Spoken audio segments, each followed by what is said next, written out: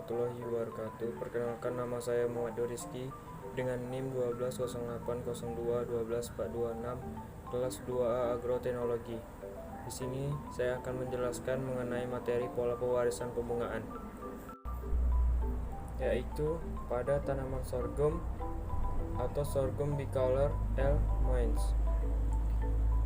Berdasar pengertian, pewarisan sendiri adalah pewarisan ciri fenotip dari induk kepada keturunannya, baik melalui reproduksi aseksual, sehingga keturunan berupa sel maupun organisme tersebut memperoleh genetik dari induknya. Tanaman sorghum mempunyai potensi yang baik untuk dikembangkan di Indonesia. Pemanfaatan tanaman sorghum sebagai tanaman pangan menduduki urutan kelima setelah gandum, padi, jagung, dan barley. Selanjutnya itu pewarisan di luar inti. Adapun kriteria untuk menentukan sistem pewarisan di luar inti yaitu: pertama, ada perbedaan silang resiprok. Yang kedua, pewarisan melalui induk atau betina. Ketiga, memperlihatkan segregasi seperti bola mandel. Yang keempat, sifat-sifat tidak dapat dipetakan pada satu kelompok tautan. Dan yang kelima, terdapat DNA yang bukan DNA kromosom. Selanjutnya, untuk pewarisan sifat. Karakter tanaman yang dipengaruhi banyak gen dapat diketahui melalui sebaran frekuensi yang berdistribusi normal atau kontinu. Sedangkan apabila suatu karakter tersebut dikendalikan oleh simple genik, maka sebaran frekuensinya tidak berdistribusi normal ataupun diskontinu. Kemudian, sebaran frekuensi tersebut akan menentukan suatu karakter dikendalikan secara kuantitatif atau banyak gen, atau kualitatif sedikit gen. Pengendali karakter umum tanaman sorghum, baik itu dikendalikan secara kuantitatif ataupun kualitatif, akan mempermudah dalam program pemulihan tanaman sorghum berumur ganja. Selanjutnya, pada pewarisan pola karakter. Menurut Karmana dan Rostini, dominan epistasis adalah dominan penuh dari kedua pasangan gen mempengaruhi sifat yang sama, tetapi alel dominan pada suatu lokus menghasilkan fenotip tertentu, tidak tergantung dari gen pada lokus lainnya, dominan atau resesif. Jadi, gen tadi epistasis terhadap lainnya atau menutupi efek gen lainnya. Baiklah, sekian dari saya mengenai penjelasan pola pembungaan dari tanaman sorghum. Lebih dan kurang saya mohon maaf. Wassalamualaikum warahmatullahi wabarakatuh.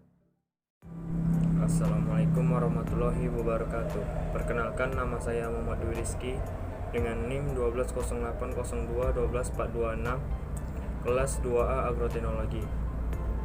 Di video ini saya akan menjelaskan mengenai rekayasa genetika.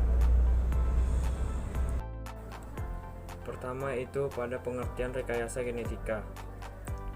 Rekayasa genetika sendiri merupakan transplantasi atau pencakokan satu gen ke gen lainnya, di mana dapat bersifat antar gen dan dapat pula lintas gen, sehingga mampu menghasilkan produk. Rekayasa genetika juga diartikan sebagai perpindahan gen. Berdasarkan perkembangannya, rekayasa genetika ditemukan oleh Georg Johann Mendel, di mana dia berhasil melakukan analisis yang cermat pada akhir abad ke-19 dengan interpretasi yang tepat atas hasil-hasil percobaan persilangannya pada tanaman kacang Etchis, dan dikenal sebagai bapak genetika.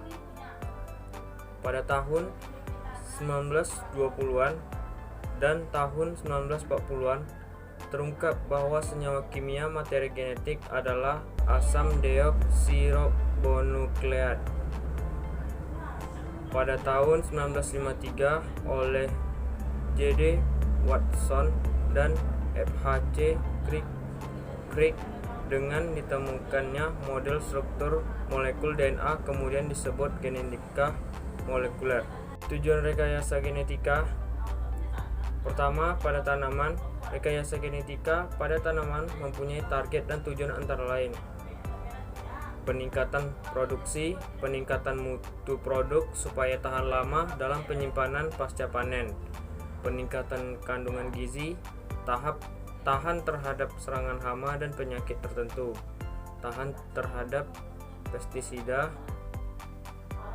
tahan terhadap herbisida, sterilitas dan fertilitas serangga jantan untuk memproduksi benih hibrida, toleran terhadap pendinginan, penundaan kematangan buah, kualitas aroma dan nutrisi, serta perubahan pigmentasi.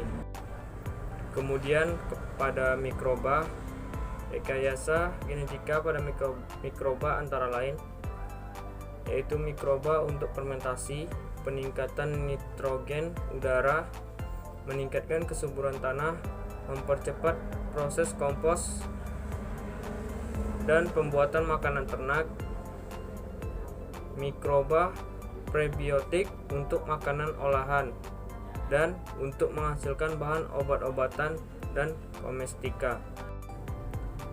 Untuk contoh dari rekayasa genetika, yang pertama itu ada Polymerase Chain Reaction atau PCR. Polymerase Chain Reaction merupakan teknik yang sangat berguna dalam membuat salinan DNA. PCR memungkinkan sejumlah kecil sequence DNA tertentu disalin jutaan kali untuk diperbanyak sehingga dapat dianalisis atau dimodifikasi secara tertentu. Kedua, terapi gen. Terapi gen sendiri adalah teknik untuk mengoreksi gen-gen yang cacat yang bertanggung jawab terhadap suatu penyakit atau perbaikan kelainan genetik dengan memperbaiki gen. Selanjutnya, penyebab berkembangnya rekayasa genetika. Dari berkembangnya rekayasa genetika, yang pertama itu ditemukannya enzim pemotong DNA yaitu enzim restriksi endonuklease. Yang kedua, ditemukannya pengatur ekspresi DNA yang diawali dengan penemuan operon laktosa pada prokariota. Yang ketiga, ditemukannya perekat biologi yang enzim ligase. Keempat, ditemukannya medium untuk memindahkan gen ke dalam sel mikroorganisme. Penerapan rekayasa genetika. Pertama, pada bidang pertanian dan bahan pangan, di mana pertama ditemukannya tomat Flapsap yang tahan. Kedua, ditemukannya sapi dengan produksi susu meningkat 20%. Ketiga, ditemukannya kopi super. 4, ditemukannya tanaman berpestisida. 5, ditemukannya vaksin penyakit mulut dan kuku. Dan jagung dengan protein lebih tinggi. Kemudian pada dampak rekayasa genetika. Pada dampak positif, 1, menciptakan bibit unggul. 2, meningkatkan gizi masyarakat. 3, melestarikan plasma nutfah. 4, meningkatkan kualitas dan kuantitas produksi sesuai dengan keinginan manusia. Berdasarkan dampak negatif, pertama, mengganggu proses seleksi alam. Kedua, merugikan petani dan peternak lokal yang mengendalikan reproduksi secara alam. Ketiga, pada kebanyakan keturunan pada kultur jaringan yang memiliki materi genetis yang sama akan mudah terkena penyakit. Keempat, dikhawatirkan adanya penyalahgunaan teknologi reproduksi untuk kepentingan pribadi yang dapat merugikan orang lain. Baiklah, sekian dari saya mengenai penjelasan dari rekayasa genetika. Terima kasih. Wassalamualaikum warahmatullahi wabarakatuh. Assalamualaikum warahmatullahi wabarakatuh. Perkenalkan, nama saya Muhammad Rizky dengan NIM 12080212426, kelas 2A Agroteknologi. Baiklah, di sini saya akan menjelaskan mengenai sumber daya genetik. Baiklah, pertama, pada pengertian sumber daya genetik. Sumber daya genetik sendiri adalah material tumbuhan, binatang, atau jasad renik yang mengandung unit-unit yang berfungsi sebagai pembawa sifat keturunan baik yang bernilai aktual maupun potensial untuk menciptakan galur, rumpun, atau spesies baru. Sumber daya genetik tanaman memiliki arti sangat penting dalam mendukung pemenuhan kebutuhan pangan baik secara langsung maupun tidak langsung. Pada tanaman, sumber daya genetik terdapat dalam biji, jaringan, bagian lain tanaman, serta tanaman muda dan dewasa. Pada hewan atau ternak, sumber daya genetik terdapat dalam jaringan, bagian-bagian hewan lainnya, semen, telur, embrio, hewan hidup baik yang muda maupun yang dewasa. Selanjutnya, varietas. Sejumlah varietas komoditas tanaman telah dimanfaatkan secara intensif sebagai pangan, sejumlah spesies tanaman lainnya dan yang belum dimanfaatkan diketahui memiliki potensial dalam mendukung program pemulihan tanaman. Selanjutnya, definisi varietas. Untuk yang pertama itu ada varietas unggul, yaitu varietas yang memiliki keunggulan serta ekonomis. Kedua, varietas unggul lokal, di mana varietas yang dihasilkan dari kegiatan pemurnian ras lokal oleh komunitas tani. Ketiga, varietas unggul baru, yaitu varietas hasil kegiatan pemulihan dari hibridasi, mutasi, dan rekayasa genetika. Selanjutnya, pada pelestarian sumber daya genetik.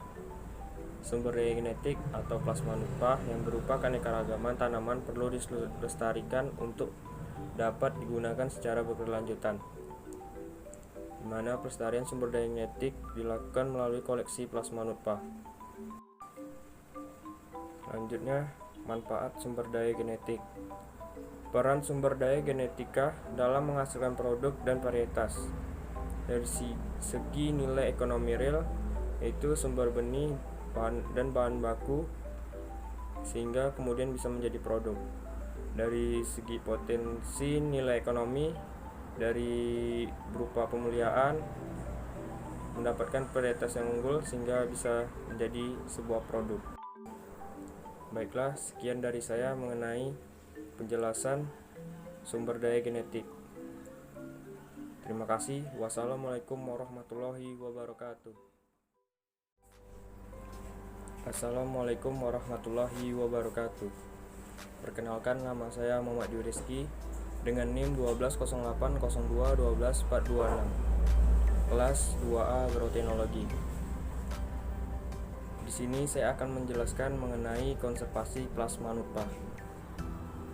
Wilayah Indonesia yang membentang luas dengan kondisi geografi dan ekologi yang bervariasi telah menciptakan keanekaragaman plasma nutfah yang sangat tinggi. Tingginya tingkat keanekaragaman plasma nutfah tersebut telah memberikan peluang untuk mendapatkan manfaat tinggi pula. Untuk pengertian sendiri, plasma nutfah itu adalah substansi pembawa sifat keturunan, dapat berupa organ, utuh atau bagian dari tumbuhan atau hewan serta jasad etnik. Plasma nutfah sendiri merupakan kekayaan alam yang sangat berharga bagi kemajuan ilmu pengetahuan dan teknologi untuk mendukung pembangunan nasional. Substansi sebagai sumber sifat keturunan dalam setiap kelompok organisme. Konservasi plasma nutfah yaitu merupakan pemeliharaan dan perlindungan atau pelestarian plasma nutfah secara teratur untuk mencegah atau menghindari dari kerusakan dan kepunahan. Arti konservasi secara luas saat ini tidak hanya melindungi dan mengawetkan, namun harus dimanfaatkan secara lestari. Kemudian, dengan tingginya keanekaragaman plasma nutfah, maka terbuka peluang yang besar pula bagi upaya mencari dan memanfaatkan sumber-sumber gen penting yang ada untuk program pemulihan. Oleh karena itu, tingginya keanekaragaman plasma nutfah memiliki aspek yang sangat penting untuk dipertahankan. Selanjutnya itu pada keanekaragaman tanaman plasma nutfah. Bisa dilihat pertama itu dari keragaman morfologi plasma nutfah jagung. Kedua, keragaman morfologi malai pada plasma nutfah sorghum. Ketiga, keragaman morfologi plasma nutfah ubi jalar. Dan keempat, keragaman morfologi plasma nutfah talas. Selanjutnya, karakterisasi dan evaluasi tanaman plasma nutfah. Karakterisasi sendiri adalah mengidentifikasi sifat penting yang bernilai ekonomi yang merupakan penciri dari varietas yang bersangkutan. Adapun karakter yang diamati yaitu pertama, karakter morfologi, kedua, agronomi, ketiga, karakter fisiologi. Evaluasi sendiri merupakan kegiatan mengidentifikasi kandungan senyawa gizi, yaitu berupa protein, lemak, dan vitamin. Reaksi varietas terhadap cekaman faktor biotik berupa ketahanan hama terhadap penyakit. Dan yang terakhir, kegiatan karakterisasi dan evaluasi. Pertama itu peran penting yang akan menentukan nilai guna dari materi plasma nutfah yang bersangkutan. Kedua, kegiatan karakterisasi dan evaluasi dilakukan secara bertahap dan sistematis dalam rangka mempermudah upaya pemanfaatan tanaman plasma nutfah. Ketiga, kegiatan tersebut menghasilkan sumber-sumber gen dari sifat-sifat potensial yang siap digunakan sebagai program pemuliaan. Baiklah, sekian dari saya mengenai penjelasan dari konservasi plasma nutfah. Lebih dan kurangnya saya mohon maaf. Saya akhiri, wassalamualaikum warahmatullahi wabarakatuh.